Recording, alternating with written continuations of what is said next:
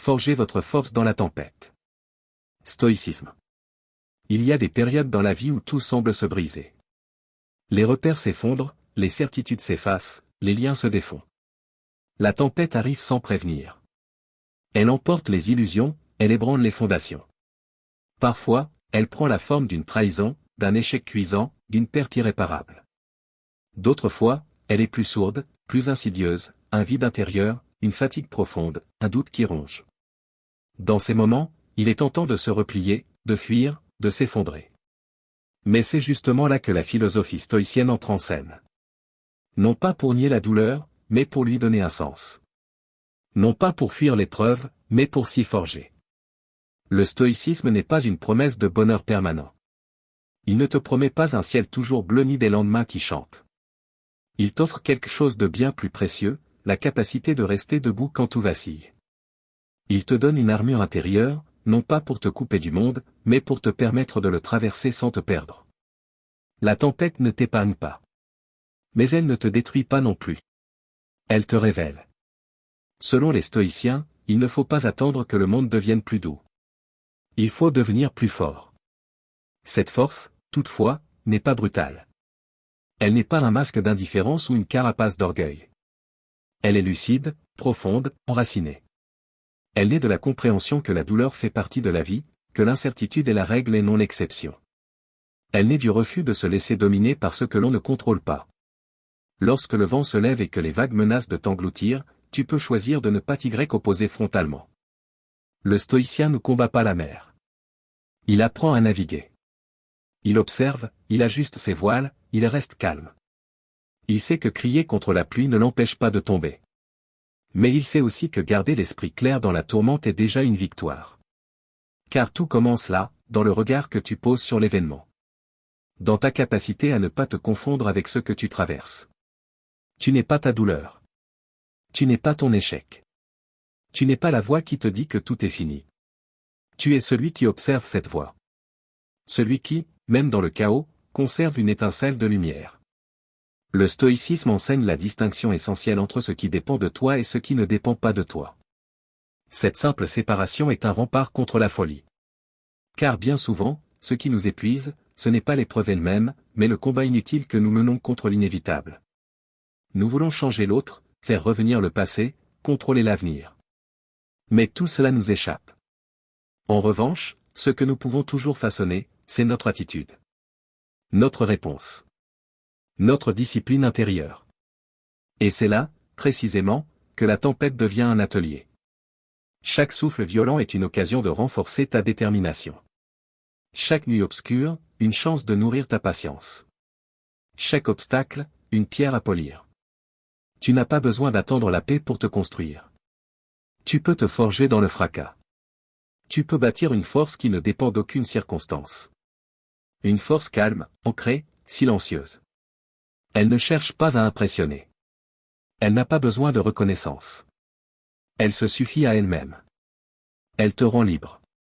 Non pas libre de faire ce que tu veux, mais libre d'être qui tu choisis d'être, même quand tout autour pousse à l'abandon. Marc Aurèle, empereur et philosophe, écrivait chaque matin dans son carnet comme pour se rappeler l'essentiel. Il savait que le monde ne lui ferait pas de cadeaux. Que les flatteries, les trahisons, les échecs et les chagrins seraient son lot quotidien. Mais il savait aussi que son esprit, lui, pouvait rester souverain. Tant que tu protèges ton monde intérieur, le tumulte extérieur ne peut atteindre qu'en surface. C'est une forteresse que personne ne peut assiéger sans ton consentement. Lorsque la tempête se lève, le stoïcien ne s'effondre pas. Il respire. Il se recentre. Il se rappelle que cette épreuve, aussi rude soit-elle, n'a pas le pouvoir de toucher son essence.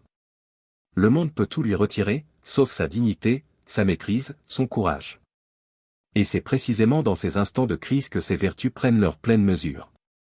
Car quand tout est facile, il est aisé d'être serein. Mais quand tout s'effondre, il faut une vraie force pour ne pas céder à la panique. Cette force ne tombe pas du ciel.